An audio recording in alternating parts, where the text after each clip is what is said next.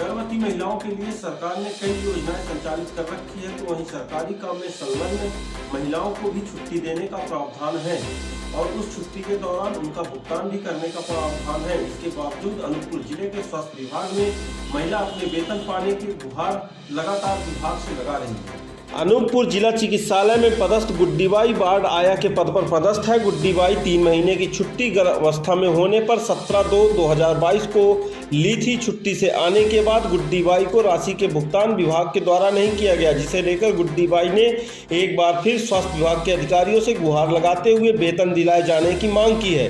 गौरतलब है कि सरकार की योजना है कि गर्भवती महिलाओं को छुट्टी दी जाए और छुट्टी के दौरान वेतन का कटौती नहीं किया जाएगा।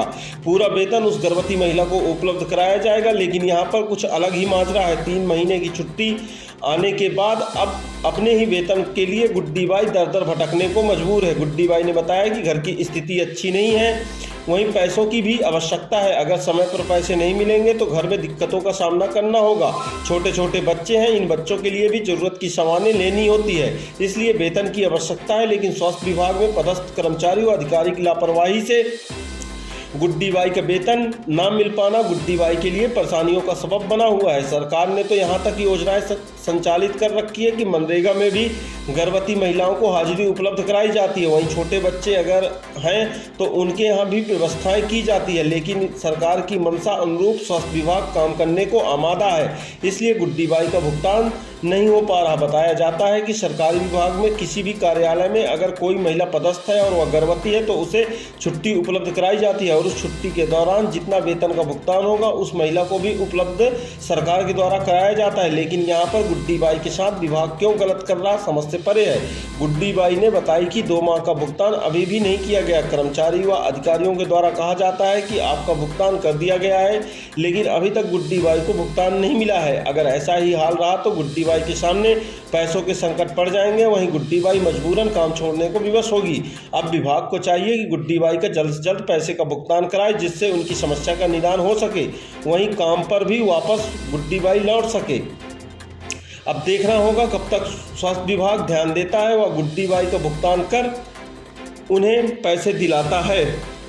गौरतलब है कि स्वास्थ्य विभाग में समय पर कर्मचारियों का भुगतान न होना कहीं ना कहीं सवाल खड़े करते हैं, जिससे साफ सफाई कर्मचारियों के भी समय पर स्वास्थ्य विभाग ने भुगतान नहीं किए थे तो उन्होंने 2 दिवसीय हड़ताल अस्पताल के सामने दिया था, जिससे अस्पताल की सफाई व्यवस्था भी चरमराई गई थी।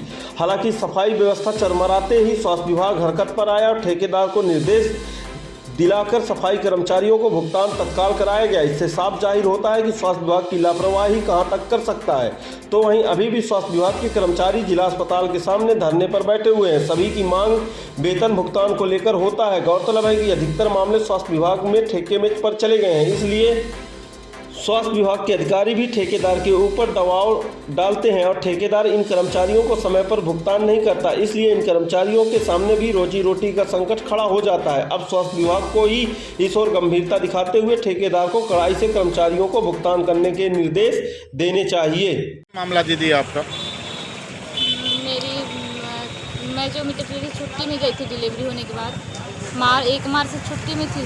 1 मार्च, अप्रैल, मई 3 महीने का छुट्टी ली थी। 3 महीने से मेरी सैलरी रोके हैं और मैं जून से मैं ज्वाइनिंग की हूँ। जून जुलाई का मेरी जून जुलाई का 2 महीने का भी सैलरी नहीं आई है। और मैं बात कर रही हूँ सर से तो बोल रहे हैं कि सर बोल रहे हैं कि हम सैलरी दे दिए हैं। सर से बात करें तो बोल रहे हैं कि हम सैलरी मैटरनिटी का छुट्टी का हम सैलरी नहीं दे सकते। कौन बोल रहा है?